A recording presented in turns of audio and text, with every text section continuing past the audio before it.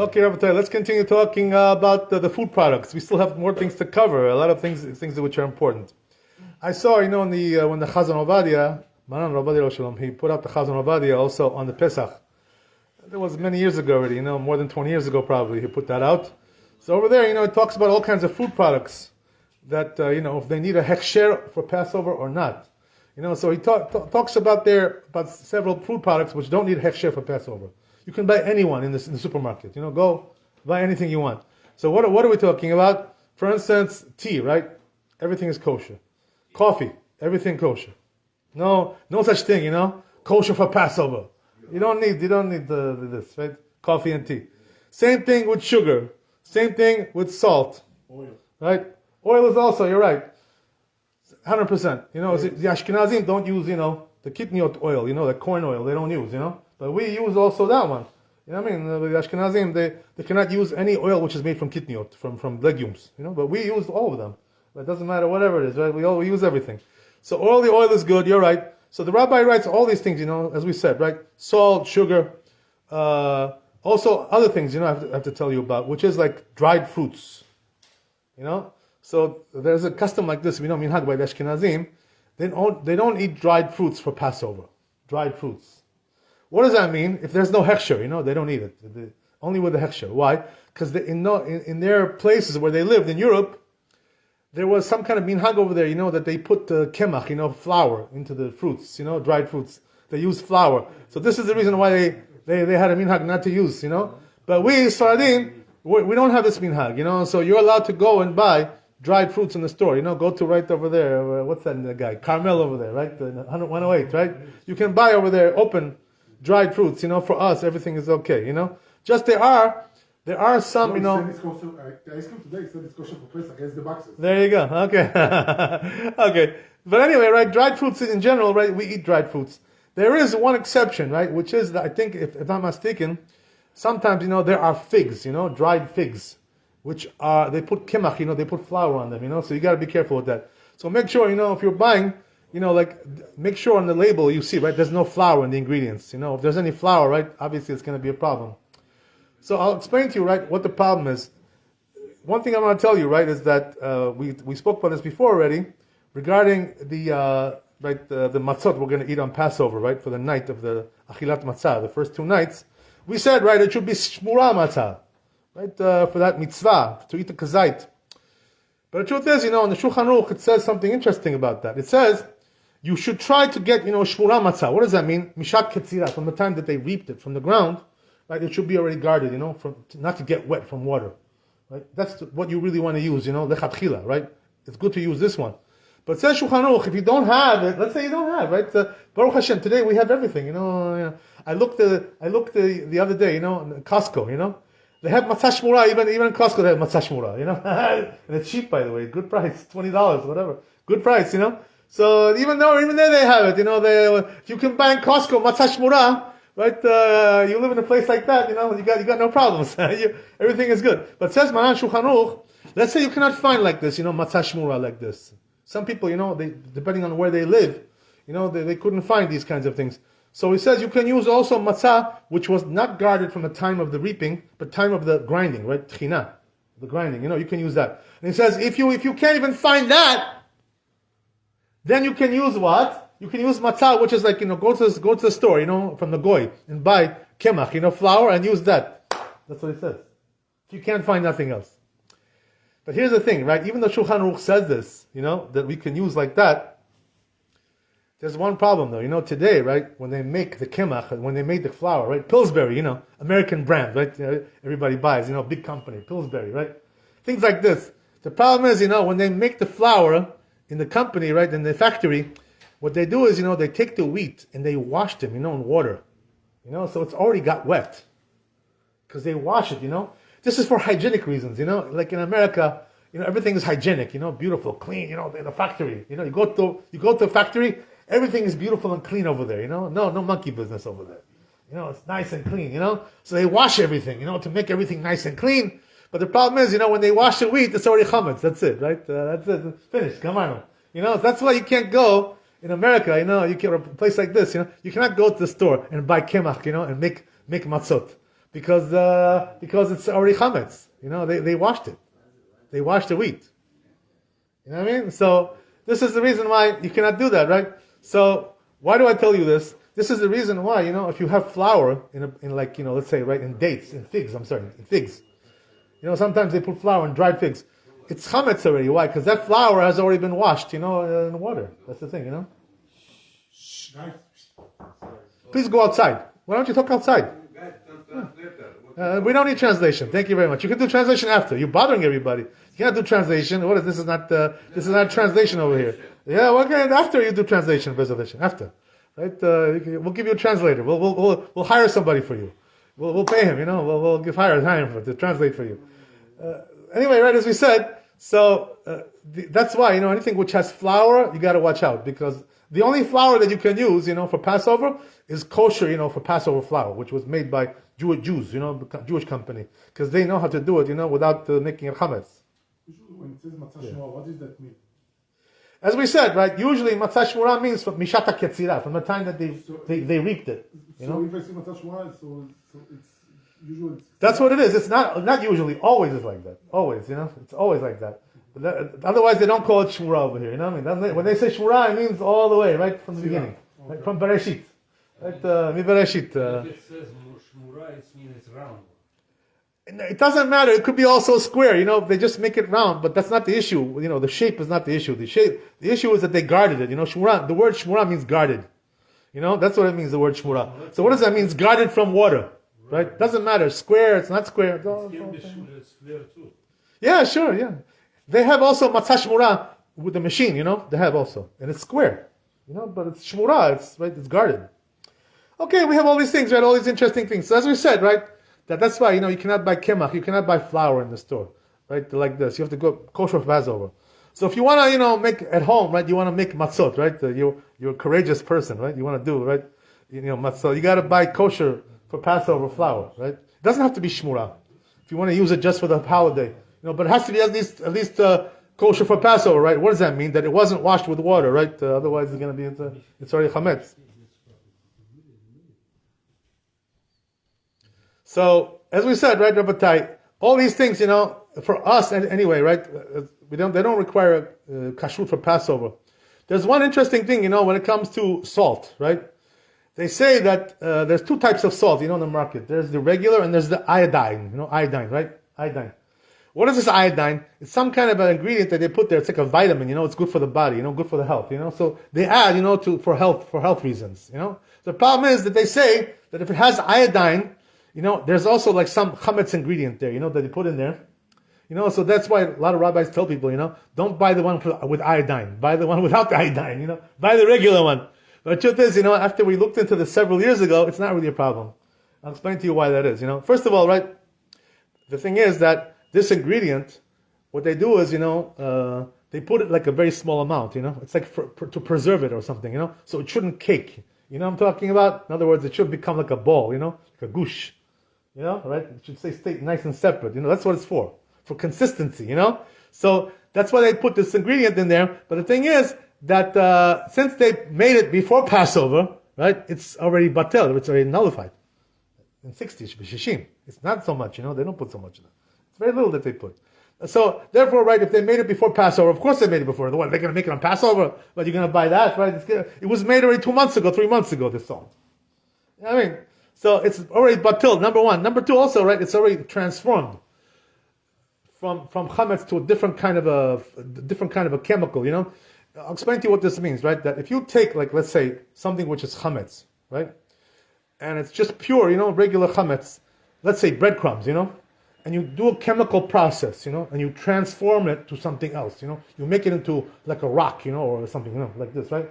You make the shape, you make the texture different.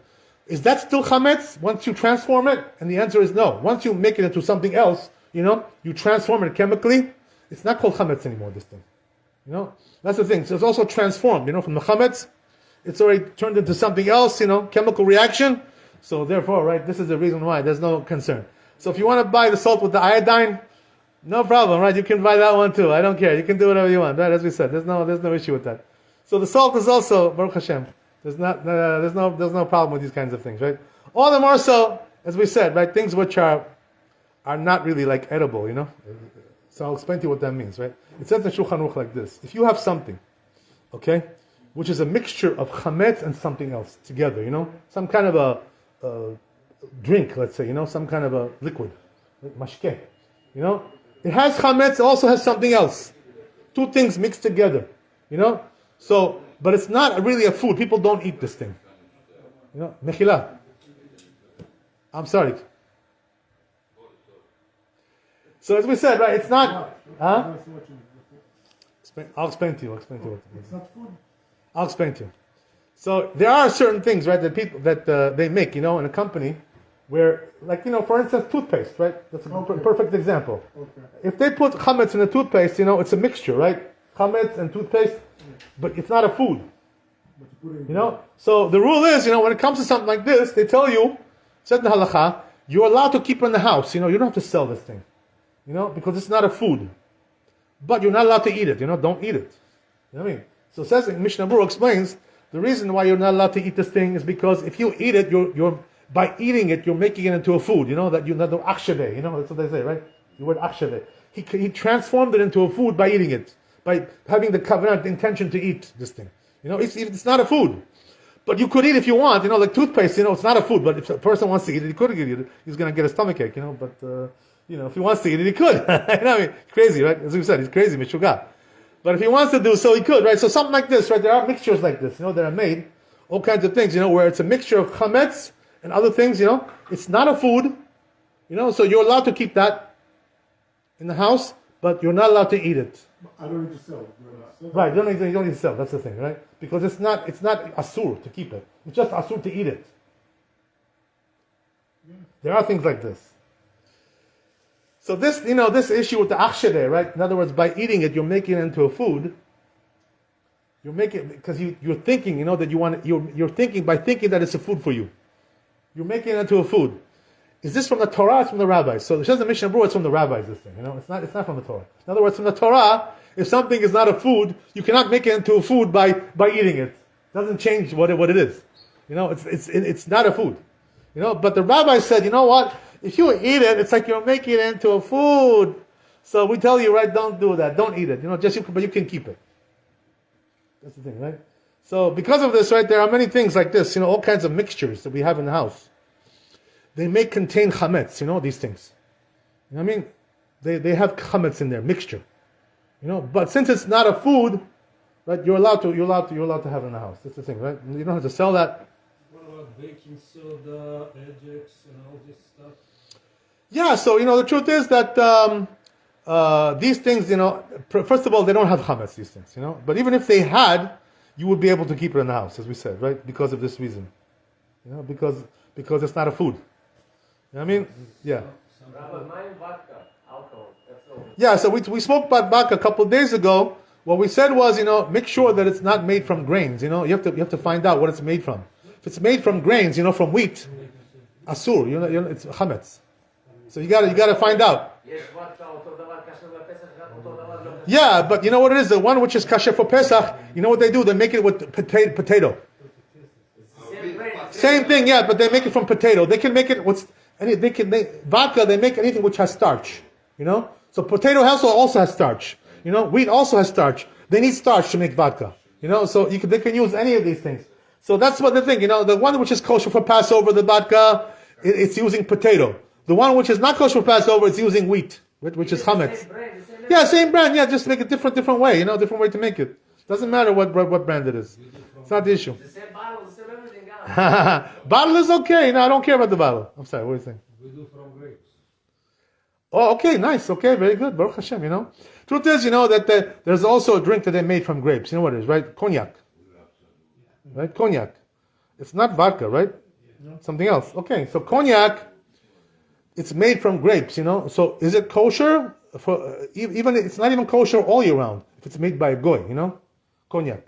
If the cognac is made by a goy, it's taref. It's like yain nesach, It's like wine. It's the same thing. Wine made by a goy, same thing. Cognac for Passover. Yes. I forgot the brand. So that one, is made by Jews. That's what it is, That's why it's kosher. So cognac has the same din as wine, If it's made by Jews, it's kosher. If it's made by goyim, it's not kosher because it's like wine, It's like wine of the goyim. It's the same thing. So you got to make sure, right? As we said, the liquors do need, hechsher, or you have to find out, call the vad rabbanim, call the OU, right, and ask them if this one is kosher, right? Or to ask your rabbi to find out, Can you make yourself? Yeah, you can do whatever you want. It's up to you, If you made it, that's the best because you know what's there. You know everything, right? No, there's no secrets. That's the best thing. Nothing better than that, So I used to do it a lot. yeah, at home, yeah. Baruch Hashem, Yishtabach Shema. Okay, so I guess I want to tell you one more thing before we go. What happens? Mechila, I'm sorry. I'm sorry. I can't. I have to wait for you because you're talking. I cannot continue. So let's continue, Rabbi. I want to tell you just one more thing. What happens if a person, right? He checked for chametz, but then on Passover he found chametz. He found some chametz in his house. He didn't find it before. So what do you got to do with this thing now? Right? See what it's saying? You bottled it, right? You nullified it, right? So the truth is, it's true what you're saying, but that's only from the Torah. But the rabbis required you also to destroy it, to do bi'ur chametz. So therefore, right? What do you got to do now, right? So the rule is like this: if you find it right on Yom Tov, right, you cannot burn it, because it's Yom Tov. You're not allowed to burn it. Why can't you burn it on Yom Tov? But we do make fire on Yom Tov, right, to cook. So why can't you burn it? You know what the reason is? Because when we allow you to cook on Yom Tov, that's only something you need, for Yom Tov. But this, you don't need this, to cook it. You know what I mean? That's why you're achal nefesh, exactly. So that's why you're not allowed to. So what you got to do is, if you find chametz, on Yom Tov in your house, you cover it, like with something. You cover it and then on Chol HaMoed you burn it. That's what you got to do, On Chol HaMoed you burn it. There is a din of muktzah of the chametz. No, it's not muktzah. Yeah, it's muktzah. Yeah, you got to cover it. You can't even touch it, right? Yeah. So and then Chol HaMoed So if you find it on Chol HaMoed, right, you can just burn it on the spot, right? You don't have to wait for nothing, right? Chol HaMoed, you're allowed to burn it. That's the thing. Here's the thing, though. That's why it's better if a person is smart. He's going to do mechirat chametz. He's going to sell the chametz. You know why? Because if he sold the chametz and then he found something in the house, it's sold. So he doesn't have to do nothing with it. Just put it away. You understand? You understand what I'm saying? It belongs to the goy. You sold it already. You sold everything in the house, right?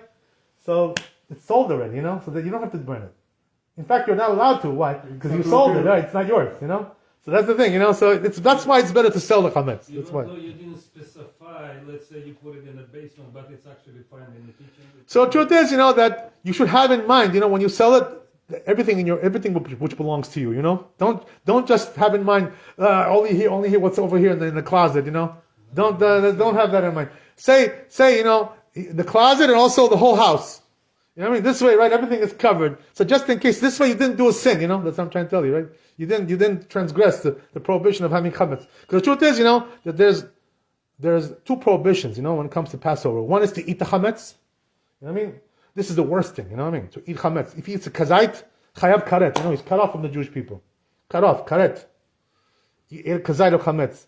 But there's also another prohibition, which is bali matzeh, right? Bali ra'eh. What does that mean? You're not allowed to even to have it.